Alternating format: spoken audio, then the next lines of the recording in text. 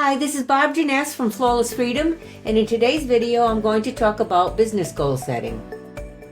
Thanks for stopping by the Flawless Freedom channel, helping home business owners discover a life of financial and time freedom.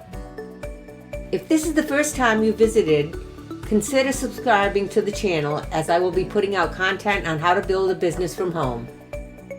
In today's video, we will discuss the follow-through for your 2020 business success plan. Here we go, getting your business plan for 2020. Are you getting ready to take your online business to the next level and watch the massive growth unfold over the coming months? If yes, that's great. Before you start to develop and plan what you want to do to make that happen, it's important to stop and figure out where you are right now. Developing a business plan for future success is all about data. You can function most successfully and spend your time and money most effectively if you know exactly where you are starting from.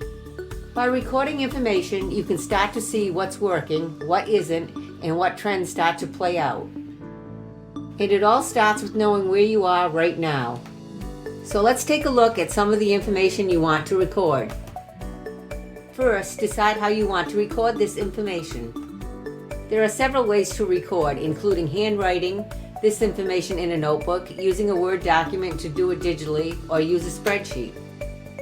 I prefer a spreadsheet because I have the option to have multiple columns for additional information like weekly and monthly averages, and even map it out in dates to help me get a clearer picture. Some key information needed to go forward with a successful business plan is the following. Traffic is needed to grow your reach and build your community.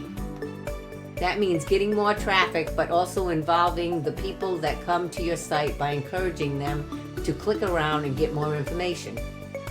Some important things to keep track of: total overall visitors, unique visitors, bounce rate, and of course it's important to know where the traffic is coming from.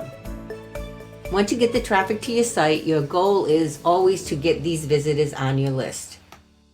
Here you want to track total number of subscribers, conversion rates for each of your opt-in forms and pages, open rates for your emails, and also unsubscribes. As you begin to gather and review this information regularly, you'll get a much better picture of your subscribers. Subscribers are great, but customers are better. Start by monitoring how many total clients you have and how many purchases daily, weekly, and monthly. Some other important numbers to look at are the total lifetime value of your average customer, repeat purchases, and refund rates. Finally, let's take a look at your profits. This is your typical accounting data. You want to keep track of your expenses as well as your income. With those two sets of numbers, you can easily calculate your overall profit. I find it helpful to look at the income for the month, but track profits on a daily basis. Yes, you can take a look at most of the data in various different places like your shopping cart, Google Analytics, and your autoresponder service, for example, but it's important to have it all in one place. This makes it a lot easier to connect the dots and see the relationships between the various sets of numbers.